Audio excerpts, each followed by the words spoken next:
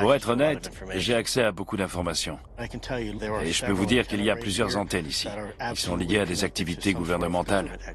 La question est, ont-elles joué un rôle dans les événements de 2004 ?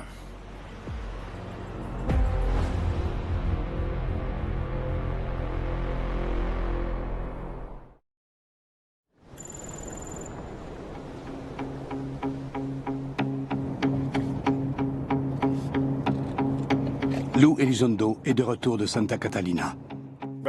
Ça va, Steve? Ouais. T'as 2 minutes? Ouais. Il retrouve son collègue Steve Justice, l'un des experts en aéronautique les plus respectés des États-Unis. J'ai 2 ou 3 questions. Quand il dirigeait la division technologie de pointe de Lockheed Martin, Steve a supervisé le développement du très confidentiel avion de chasse furtif F-117. Lou Elizondo veut examiner l'hypothèse selon laquelle les témoins de l'incident du Nimitz auraient en réalité assisté à une expérience gouvernementale classée top secret. Steve Justice a travaillé chez Lockheed, qui conçoit certains des systèmes d'armement les plus sophistiqués au monde à coût de millions de dollars.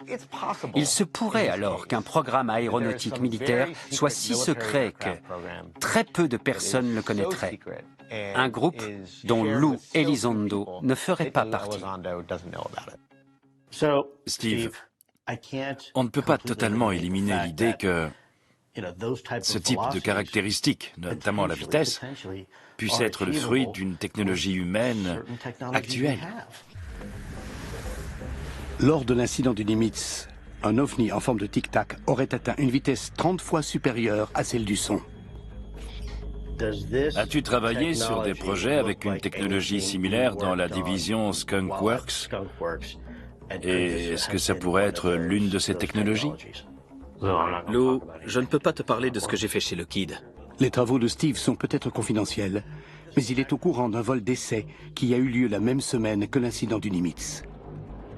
La NASA avait alors lancé dans le même espace aérien un avion hypersonique sans pilote, le X-43 Scramjet. Le X-43 est intéressant. Le fait qu'il ait volé à la même période pourrait soulever des doutes. Mais analysons ça sous plusieurs angles. Voici une photo du X-43 accroché à l'aile d'un B-52. On voit le personnel qui travaille dessus. Les pilotes ont dit que le truc en forme de tic-tac était bien plus gros, et le radar et la vidéo l'ont confirmé. Maintenant, la vitesse. Le X-43 était hypersonique, et il a donc dépassé Mach 5. Voilà l'image de l'accélération. Ça ne passe pas inaperçu. Franchement, c'est le genre de truc que tu vois à 150 km à la ronde.